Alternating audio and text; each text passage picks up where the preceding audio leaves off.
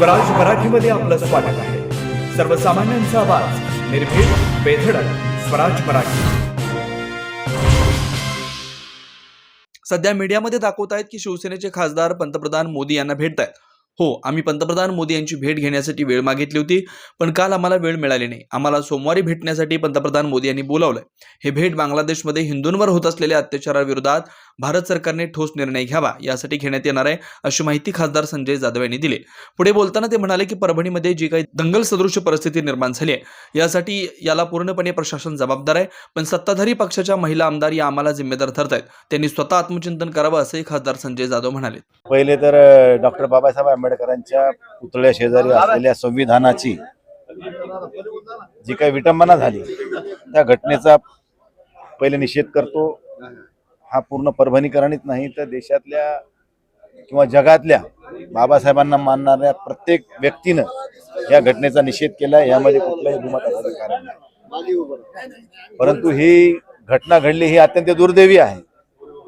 आता तो घटना करणारा कोण आहे, कसा आहे, हे आता तपासाचा भाग आहे. त्यामुळे हा गोष्टीचा तपास व्यवस्थित झाला पाहिजे. ही ज्यांनी घटना केली आहे त्यापेक्षा या घटनेच्या मागे कोणी आणखीन वेगळा आहे का हे बघणं काळाची गरज आहे. कारण असा एखादा माणूस येतो आणि डायरेक्ट संविधानाचीच तोडफोड करतो, असं कसं होऊ शकतं? रस्त्यामध्ये इतके अनेक महापुरुषांचे पुतळे आहेत, दुकानं आहेत, घरं आहेत, ऑटोवाला आहे, कारवाला आहे, हे आहे ते, कोणालाच काय म्हणत नाही, डायरेक्ट तिथंच कसा येतो, हा विषय महत्वाचा आहे. आणि त्यानंतर जी काही परिस्थिती उद्भवली रात्रीनंतर सगळे जिल्हा प्रशासन, पोलीस प्रशासनाने येऊन, समाजातल्या लोकांनी येऊन या ठिकाणी बाबासाहेब आंबेडकरांच्या पुतळ्याला पुष्पहार अर्पण केला, सगळ्यांना शांततेचं आवाहन केलं.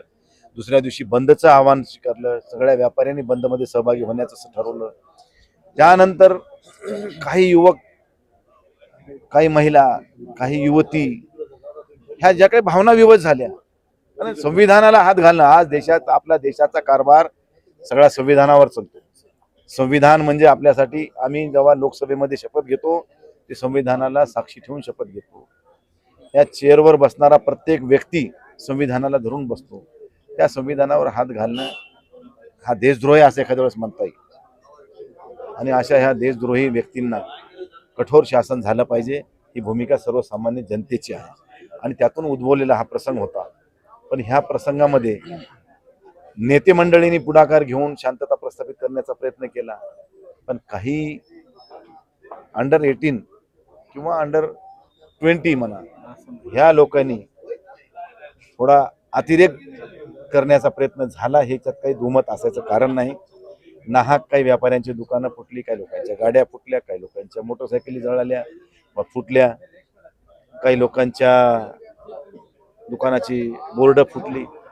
ह्या लोकांचं मोठ्या प्रमाणात नुकसान झाले, काही लोकांना त्रास झाला. त्याच्याबद्दल मी या ठिकाणी जिल्ह्याचा खासदार म्हणून माफी मागतो. परंतु ह्या सगळ्या लोकांना ज्यांचं नुकसान झालंय त्या लोकांना शासनाची मदत झाली पाहिजे, अशा स्वरूपाची विनंती मी आपल्याला या निमित्तानं करतो. त्यामुळं आज ही झालेली घटना आणि त्यानंतर मी असं ऐकलं की ह्या ठिकाणी काही भारतीय जनता पार्टीच्या लोकप्रतिनिधींनी माझ्यावर सुद्धा गुन्हा दाखल करावा अशा स्वरूपाची मागणी केली. अशा स्वरूपाचं माझ्याकडे काही माहिती मिळाली. माझं म्हणणं एवढंच होतं की दुपारी बांगलादेशमधल्या हिंदूंना प्रोटेक्शन देण्याच्या संदर्भानं मोर्चा काढण्यात आला. त्या मोर्चाला भारतातल्या प्रत्येक नागरिकाचं समर्थन आहे, कोणाचा विरोध असायचं कारण नाही. कारण हा भारतीय लोकांना जर त्रास होत असेल तर त्यांना प्रोटेक्शन देणं, त्यांच्यासाठी आपण उभं राहणं हे आपलं कर्तव्य आहे. पण हे कर्तव्य पार पडत असताना भारतीय जनता पार्टी या हिंदूच्या नावाखाली एक वेगळा अजेंडा राबवत होती. बटेंगे तो कटेंगे, एक है तो सेफ है, हे नारे भारतीय जनता पार्टीचे होते. हे हिंदू म्हणून नव्हते. तुम्ही इथं सगळ्यांना हिंदू म्हणून एकत्र यायला आवाहन केलं होतं. तुम्ही भारतीय जनता पार्टीच्या लोकांना बोलवलेलं नव्हतं. मग तुम्हाला जर हेच करायचं होतं तर तुम्ही फक्त भाजपचे लोक बोलवायचे, हिंदू म्हणून कशाला बोलवलं कोणाला? हिंदूला बोलवलं होतं तर तुम्ही त्या ठिकाणी ह्या गोष्टी करायला नको होत्या.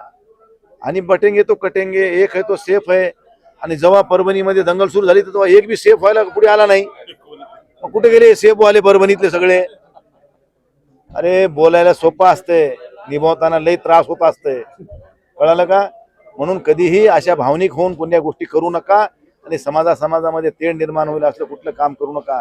तुम्ही आणखीन काहीच बघितलं नाही. आम्ही लय जीवनामध्ये अनुभवलो. हे सगळे आम्ही अनुभवणारी माणसं आहेत. आम्ही ह्या सगळ्या प्रक्रियेतून गेलेलो आहोत म्हणून आम्हाला कळतंय. ज्याचं जळते त्यालाच कळतंय. उगा येऊन भाषणं देऊन किंवा काहीतरी वातावरण गरम करून आपली पोळी भाजून घेणं हे सोपं आहे, परंतु त्यानंतर उद्भवणाऱ्या प्रसंगाला समोर जायला काय लागते आणि त्याच्यानंतर त्याचे परिणाम दुष्परिणामाला कसा पुढे जावं लागते हे आम्ही जीवनात अनुभवले. म्हणून एवढ्या अनुभवातून आम्ही तुम्हाला या ठिकाणी सांगतोय. ठीक आहे, तुम्ही केलं, सगळं झालं, त्यानंतर दुर्दैवी दुर्घटना घडली, त्यानंतर जे प्रसंग उद्भवले त्यावेळेस तुम्ही कुठं होतात?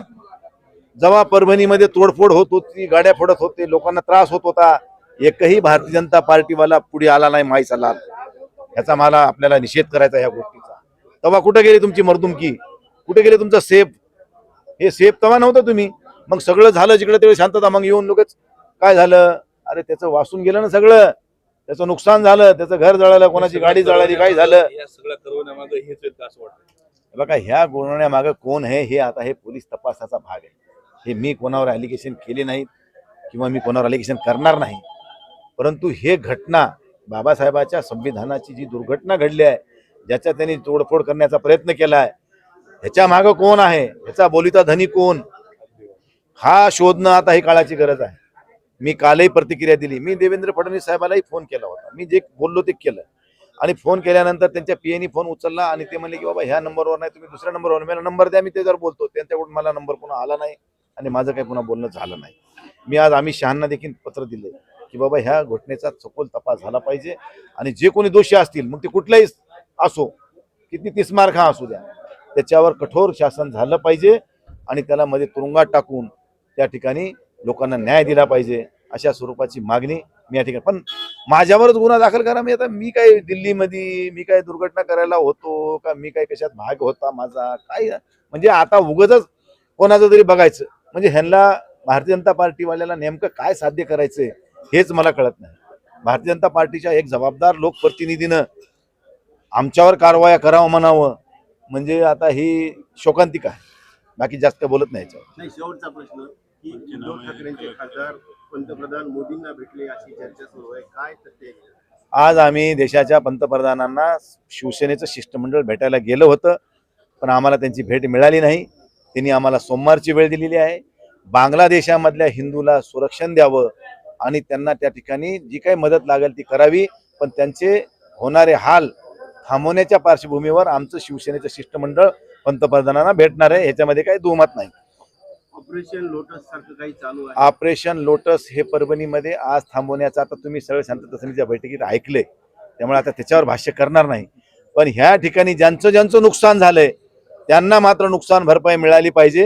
ही नैतिक जबाबदारी प्रशासनाची आणि शासनाची दोघांची बी आहे आणि त्यांनी ती पार पाडावी अशा स्वरूपाची विनंती मी आपल्याला या निमित्तानं करतो.